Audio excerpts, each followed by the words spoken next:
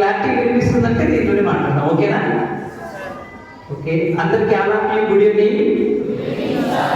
Okay, ఇంతటి చక్కటి అవకాశం ఇచ్చిన మన జ్ఞానోదయ కరస్పాండెంట్ ప్రసాద్ సార్ గారికి, మీరందరూ ఇంతమంది సాయంత్రం పూట ఇక్కడ మీరందరూ గ్యాదర్ అయినందుకు మీ అందరికీ నా యొక్క ప్రత్యేక ధన్యవాదాలు. నా పేరు కోటిరెడ్డి. నేను బై బర్త్ విజువల్లీ ఇంపైర్డ్ అనమాట. అంటే బోత్ ఐస్ కనపడకపోయినప్పటికీ కూడా మేము ఫస్ట్ క్లాస్ నుంచి 10th క్లాస్ వరకు బ్రైల్ లిపిలో చదువుకున్నాను. బ్రైల్ లిపి ఐడియా ఉందా మీకు ఎవరికైనా? ఐడియా ఉందా? ఏంటంటే ఆ చుక్కలు ఉంటాయి, ఆ చుక్కల లిపిలోనే నేను మొత్తము చదువుకున్నాను. మీలాంటి పిల్లలు 9th క్లాస్ పిల్లలు మా 10th క్లాస్ ఎగ్జామ్స్ రాయడం, అలాగే ఇంటర్మీడియట్ నుంచి మేమందరం మామూలు పిల్లలతో కలిసి చదువుకొని ఆడియో రూపంలో అన్ని రికార్డ్ చేసుకొని అవన్నీ విని ఇంటర్మీడియట్, డిగ్రీ, పీజీ ఇవన్నీ చదవడం జరిగింది. అలా చదువుతూ నేను యాక్చువల్గా తెలుగు లిటరేచర్, ఎంఏ తెలుగు అనమాట. టీచింగ్ ఫీల్డ్కి వెళ్దాం అనుకున్నాం. అప్పట్లో అవకాశం దొరక నేను ఇట్లా కాంపిటేటివ్ ఎగ్జామ్స్ రాసుకుంటూ పబ్లిక్ సెక్టార్ బ్యాంక్లో 2015లో ఉద్యోగం సంపాదించడం జరిగింది. అలా ఈరోజు మీ ముందుకు రావడానికి గల కారణం ఏంటంటే, ఇప్పుడు మనకు దేవుడు మీకు అన్ని అవకాశాలు సమకూర్చాడు. ఇంత మంచి చక్కటి ఫర్నిచరు, ఇంత చక్కటి మంచి వాతావరణము ఇవన్నీ ఇచ్చాడు.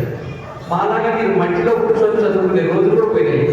మేము చిన్నప్పుడు మట్టిలో కూర్చొని చదువుకున్న రోజులు 1990 నుంచి 2006 వరకు ఎలా ఉండేదంటే, మా హాస్టల్లో ఫుడ్ గవర్నమెంట్ స్కూల్ అనమాట. అసలు మధ్యాహ్నం ఒకే ఒక కూర పెట్టేవాళ్ళు, ఈవినింగ్ 6 గంటలకి ఫుడ్ పెట్టేవాళ్ళు. ఇలా ఉన్నప్పటికీ కూడా ఆ కష్టం అనేది మనకు తెలుస్తుంది. ఎప్పుడు ఈ కష్టం తెలుస్తుందంటే, మనకి ఏవైతే మనకు అందుబాటులో లేకుండా ఫెసిలిటీస్ ఉంటాయో అప్పుడు మనకు కష్టం అనేది తెలుస్తుంది. ఇప్పుడు మీ పేరెంట్స్ అన్ని సదుపాయాలు కలిగిస్తున్నారు.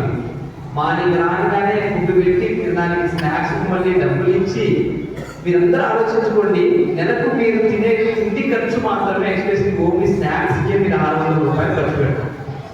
Yes sir. సో కాబట్టి ఇప్పటి నుంచి మీకున్న దాంట్లో మీరు జాగ్రత్తగా ఉండి, మీరు డిసిప్లిన్గా మీ టీచర్స్ మీకు రోజు చెప్తారు, అలా కాకుండా నేను నాకు తెలిసిన మీకు చెప్తాను. సో కాబట్టి మీరు చేయాల్సిందల్లా ఏంటంటే, మీకున్న అవకాశాన్ని మీకు సెల్ ఫోన్లో ఏమైతే ఉపయోగపడతాయో అవి మాత్రమే మీరు చూడాలి. రీల్స్ చూడడం కంటే రియల్ లైఫ్ చూడండి. రీల్స్ చూస్తే 30 సెకండ్స్లో మీకు ఏం రాదు. రియల్ లైఫ్ను మనం ఫోన్లో అర్థం చేసుకొని మనకి ఎంత అవసరం ఉందో సబ్జెక్ట్ అంతా చదువుకుంటేనే మీకు మంచి కెరీర్ ఉంటుంది. మీరు ఇప్పటి నుంచి మీరు డిసిప్లైన్గా అలవాటు పడితేనే మీరు ముందుకు మీ భవిష్యత్తు బాగుంటుంది. 10th క్లాస్ స్టూడెంట్స్ మీరు ఇప్పుడు రేపు పాలిటెక్నిక్ నోటిఫికేషన్ వస్తుంది. పాలిటెక్నిక్ ఎగ్జామ్కి అందరూ అప్లై చేయండి. ఇది నా సజెషన్. ఇంటర్మీడియట్ మీరు వెళ్ళొచ్చు. ఒకవేళ పాలిటెక్నిక్లో మంచి ర్యాంక్ వచ్చింది అనుకోండి, మీరు బీటెక్ 3 సంవత్సరాలే చదవచ్చు. ఇంటర్మీడియట్ 2 ఏళ్ళు చదివినా 4 ఏళ్ళు బీటెక్ చదవాలి. ఇలా డిప్లొమాలో సీట్ వచ్చింది అనుకోండి, ఇక్కడ 3 ఇయర్స్ అక్కడ 3 ఇయర్స్ 6 ఇయర్స్లో మీ కోర్స్ అయిపోతుంది. కాబట్టి మిమ్మల్ని మీ పేరెంట్స్ ఎంతో కష్టపడి మేము ఎలా ఉన్నా మా పిల్లలు బాగుండాలి అని చెప్పి, చాలా మంది మిడిల్ క్లాస్ ఫ్యామిలీసే, ఎవరు రిచ్గా ఇక్కడ ఎవరు ఉండరు. సో కాబట్టి మీ పేరెంట్స్ పాత్ర మీరు అర్థం చేసుకొని, మీరు చదివే ప్రతి అక్షరంలో మీ అమ్మా నాన్న కనపడాలి. ఓకేనా?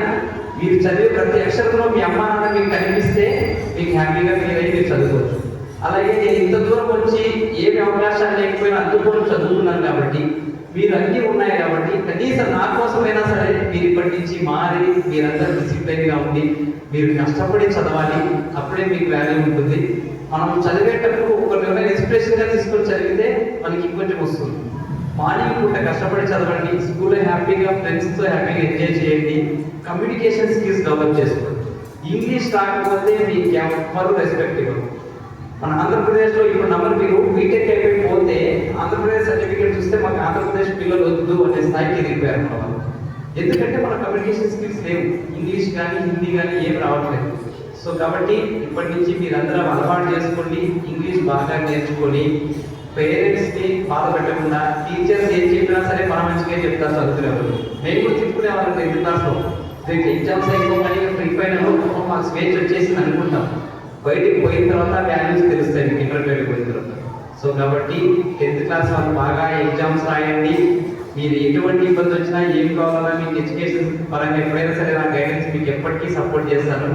ఓకేనా? 10th క్లాస్లో మంచి మార్క్స్ తెచ్చుకొని మళ్ళీ మీరు మంచి మెరిట్ వచ్చిన తర్వాత మళ్ళీ మీ అందరినీ నేను వచ్చి ఇక్కడ కలిసి నా సమయాన్ని మీతో కేటాయించాలి. చాలా స్కూల్స్ తిరిగాను, కాలేజెస్ తిరిగాను, మన జ్ఞానోదయం రావడానికి నాకు టైము ఇప్పటికి కుదిరింది. సో కాబట్టి మిమ్మల్ని అందరూ ఇక్కడ కలుసుకున్నందుకు, నా మాటలు విని మీరందరూ కొద్దిగా ఇప్పటి నుంచైనా మారి దయచేసి మంచిగా డిసిప్లిన్గా ఉండి జ్ఞానోదయానికి మంచి పేరు తీసుకొస్తారని నేను ఆశిస్తున్నాను.